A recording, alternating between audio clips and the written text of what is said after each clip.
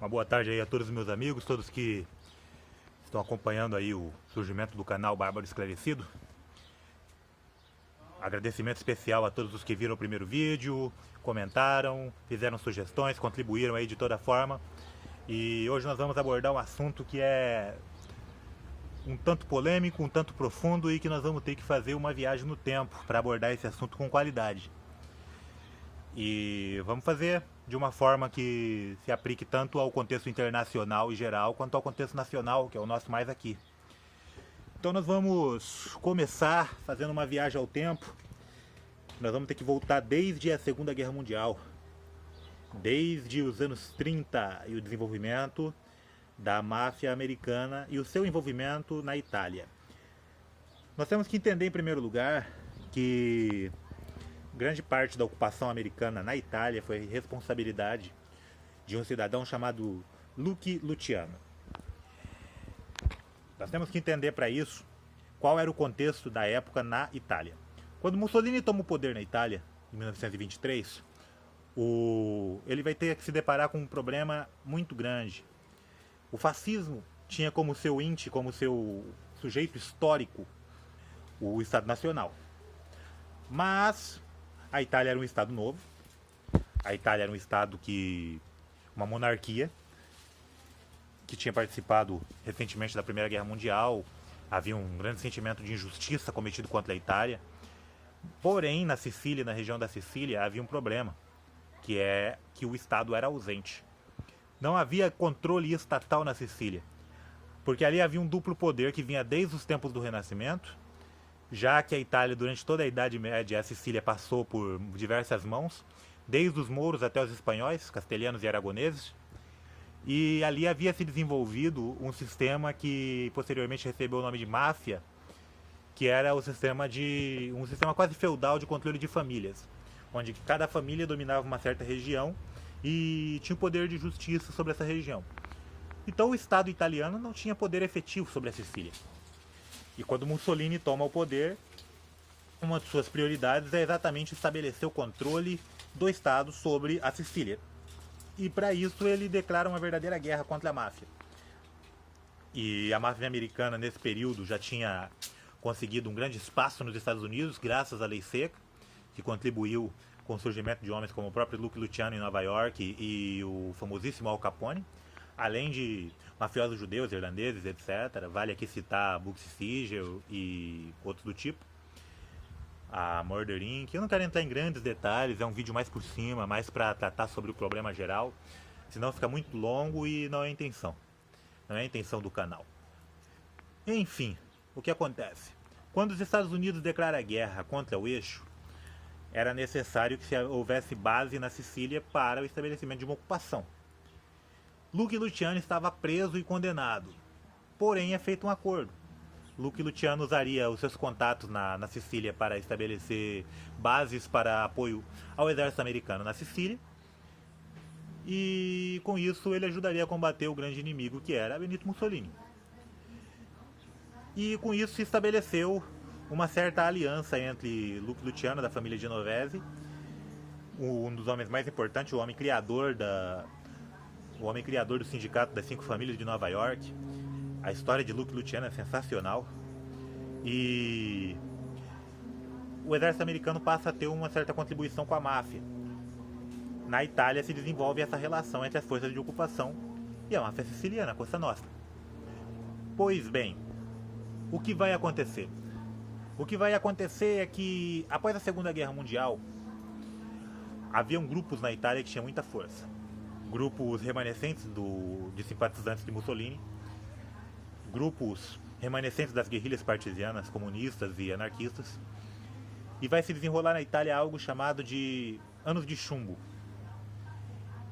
Vai se desenrolar uma época de grandes grupos guerrilheiros e etc., remanescentes desses grupos partisãs, desses grupos apoiadores de Mussolini, e vai ser uma época de muitos sequestros, de muitos assaltos, de muitos atentados. E então a CIA e o MI6, que é a Força de Inteligência Britânica, eles desenrolam um plano chamado Operação Gladio, que é um plano que desenvolve com criação de milícias falsas, ataques de falsas bandeiras e apoio de forças criminosas, de organizações criminosas, que vai se desenrolar de forma a justificar a repressão contra esses grupos de esquerda e nacionalistas. E isso vai surgir com apoio de sociedades secretas, com o apoio das sociedades criminosas, e que vai desenrolar uma infiltração, uma aliança entre serviços de inteligência, sociedades secretas, como a maçonaria e outras, e sociedades criminosas, como a própria máfia italo-americana. Posteriormente, após a Operação Grádio, vai ser trabalhado de outra forma, por exemplo, quando nos anos 50 Cuba inicia o seu processo de revolução. Não vou entrar em detalhes sobre a Revolução Cubana, sobre correção ou não correção da Revolução Cubana, não é o objetivo. O fato histórico aqui é que a máfia italo-americana tinha um grande poder em Cuba. Ali era um lugar em que, na ditadura de Fulgêncio Batista, havia o estabelecimento de muitos cassinos, hotéis e todo tipo de negócio controlado por famílias italianas, judaicas e de outras tendências também, principalmente de Miami e Nova York, que controlavam muitos cassinos e muitos negócios em Cuba, que eram muito lucrativos. Isso tudo em conluio com a CIA e com o governo de Fulgêncio Batista. Quando Fidel Castro toma o poder em Cuba, todos esses negócios vão por água abaixo e os mafiosos têm que fugir de volta aos Estados Unidos.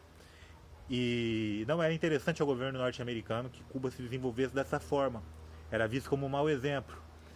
Então, em conluio com a máfia, em conluio com organizações criminosas, a CIA começa a estabelecer planos de desenvolver guerrilhas em Cuba. E um desses planos, o mais famoso, foi a invasão da Baía dos Porcos, que foi um fracasso militar.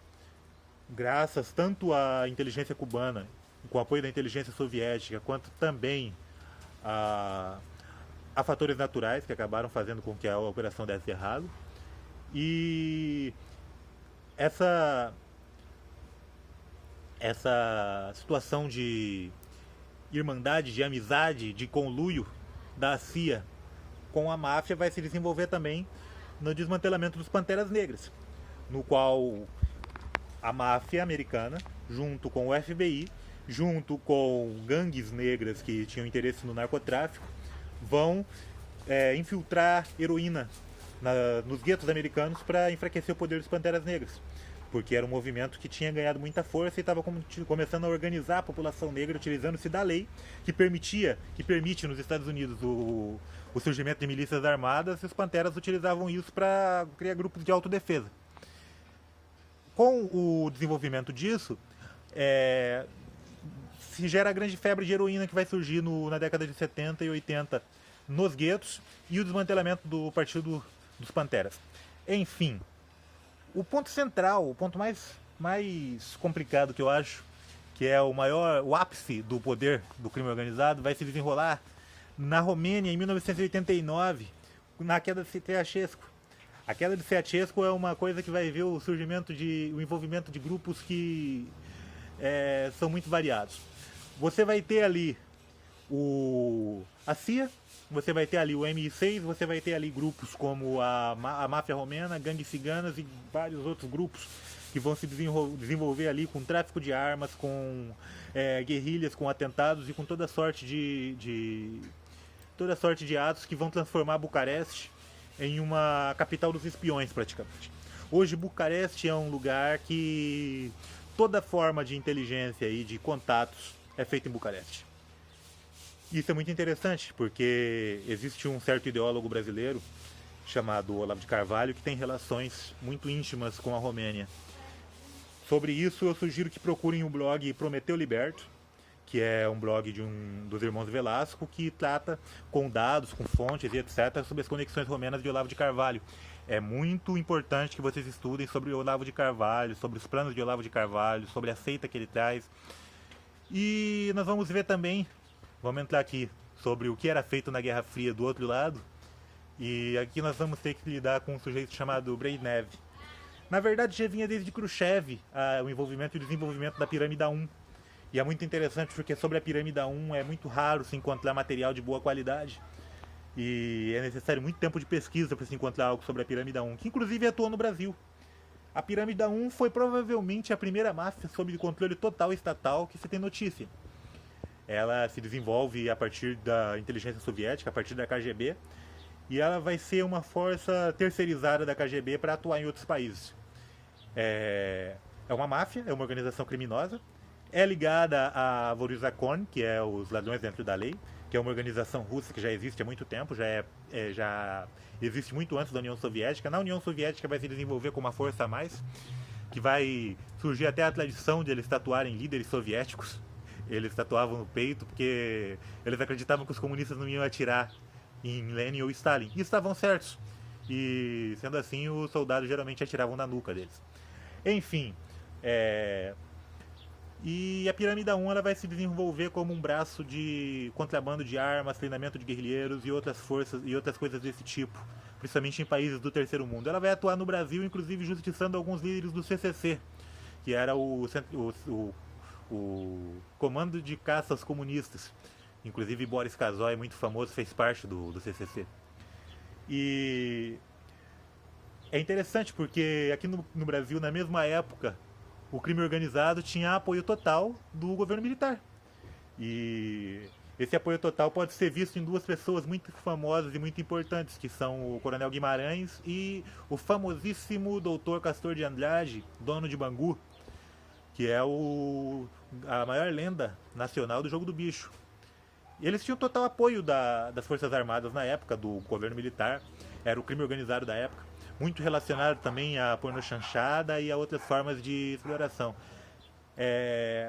E financiamento de muitos políticos corruptos da época.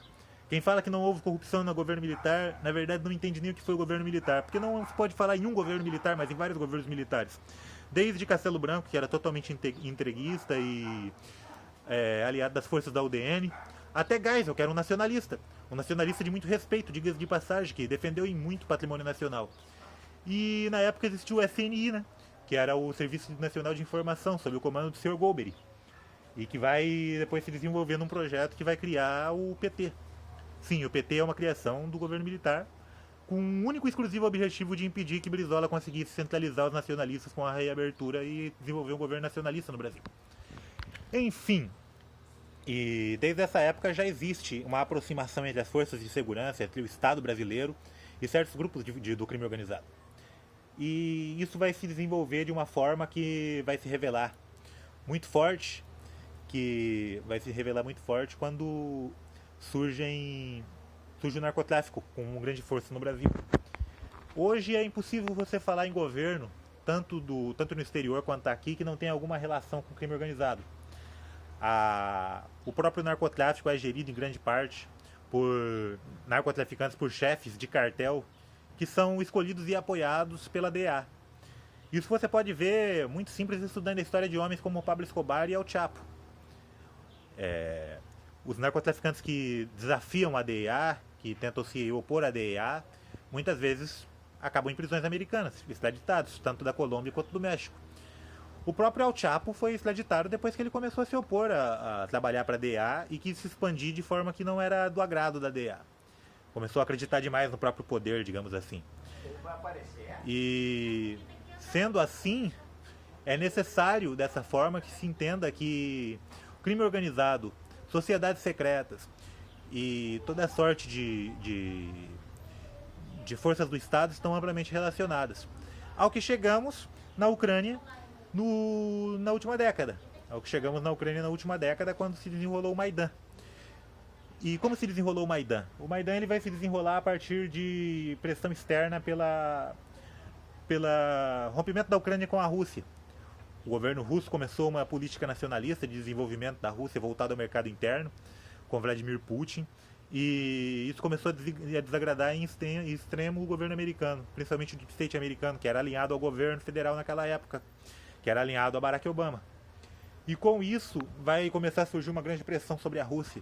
E essa pressão vai se desenrolar com revoluções coloridas no Oriente Médio, a chamada Primavera Árabe, que vai levar à guerra civil na Síria, e também com o Maidan. O Maidan ele vai se desenrolar com um processo que começa com grupos liberais, vai passar por grupos neonazistas de orientação bandeirista, ligados ao que alguns grupos chamam de Operação Gládio II. Vocês lembram que eu falei da Operação Gládio? Então, Esses grupos neonazistas hoje, como a Misanthropic Division, por exemplo, são extremamente ligados intimamente ligados à CIA, intimamente ligados a serviços de inteligência. Não à toa, o Maidan é tão ligado ao MI6, por exemplo, esses grupos são tão ligados ao MI6, que quem prendeu o Rafael Luzvarg na Ucrânia foi uma operação do MI6 em conluio com o serviço de inteligência ucraniano, em conluio com grupos neonazistas. O nosso querido Rafael Luzvarg, alguns chamam de terrorista, não vejo terrorismo. Ele estava amparado pelos acordos de Minsk, ele estava amparado por anistia. Ele não cometeu, ele não é considerado um criminoso sob nenhuma lei, sob nenhuma circunstância. Existe um acordo entre as repúblicas de Lugansk e de Donetsk e o governo ucraniano, que são os acordos de Minsk, constantemente desrespeitados pela Ucrânia, diga-se de passagem. Isso são fatos, é impossível negar. Então, quando se afirma que Luzvarg é um terrorista, é uma negação da realidade, porque ele é amparado pela anistia, sim. E o que vai acontecer é que esses grupos, que são sim de orientação neonazista, o Batalhão Azov, o Pravi Sector, são criminosos de guerra e que são amparados pela CIA e são amparados pelo IMI6. E assim como grupos Antifa que foram apoiadores do Maidan. Quando surgiu o Maidan, o Euromaidan, pessoas como a senhora Luciana Genro do PSOL abertamente apoiaram. O PSTU, a Quarta Internacional, o LIT, abertamente apoiaram, disseram que era uma revolução popular. Enquanto isso, os partidários do Maidan queimavam pessoas vivas em Odessa. Então, quando Sarah Winter diz que ela era de esquerda, aliada ao Fêmen e que mudou de lado, é uma mentira. Porque o próprio Fêmen em si, e o Alan Soral já denunciou isso com provas e com evidências, o próprio Fêmen em si é um grupo que é ligado a todas essas forças. É um grupo de desestabilização. Assim como as Pussy Riots, por exemplo, que são financiadas, e isso é fato conhecido, pelo Departamento de Estado americano para desestabilizar o governo de Vladimir Putin. E hoje, esse serviço de desestabilização que é feito no Brasil, ele é ligado sim a grupos de crime organizado, ele é ligado sim à Conexão Romena de Olavo de Carvalho, ele é ligado sim a tentativas de criação de núcleos dentro do baixo oficialato de forças de segurança para desestabilizar o país. Então, quando eles atacam instituições, não é algo impensado, não é algo sem planejamento, não, é algo totalmente pensado, é algo totalmente planejado. Nós estamos sob ataque orquestrado, sob uma guerra híbrida já se iniciou no Brasil, e hoje nós temos que ficar atentos, porque todos os lados que se dizem opostos, na verdade, trabalham para os mesmos patrões. Então isso é um panorama histórico de como essa relação entre serviços de inteligência, crime organizado, sociedades secretas se desenvolve há muito tempo. Se vocês querem mais informações sobre Conexão Romena, sobre envolvimento de Olavo de Carvalho com sociedades secretas e ocultismo, se vocês querem mais informações, procurem essas fontes que eu citei. Prometeu Liberto, procurem fontes que eu citei, como por exemplo os vídeos de Alan Soral sobre o Fêmen. Procurem estudar sobre a história da máfia italo-americana, procurem estudar sobre a história dos cartéis mexicanos e colombianos. Procurem estudar sobre tudo isso e vocês vão ver que muito do que se fala não chega nem perto de arranhar o que é realmente a superfície da história. Isso aqui é um vídeo superficial, bem básico sobre esse tema, é um tema muito polêmico, muito complexo. Se eu fosse fazer um vídeo sobre tudo o que envolve esse tema, levaríamos horas estudando. Mas, com um pouquinho de pesquisa, vocês conseguem checar todas as informações. Não acreditem 100% do que eu falo, não acreditem 100% no que ninguém fala. Chequem tudo, avaliem tudo, pesquisem tudo, porque apenas a verdade pode libertar. Conhecereis a verdade vos libertará. É isso. Aqui nós conhecemos, nós vemos a verdade nua e crua. Estou aqui de cara limpa, revelando meu nome, revelando minha face e revelando os poucos fatos de que eu tenho conhecimento. Agradeço a todos, muito obrigado e uma boa tarde.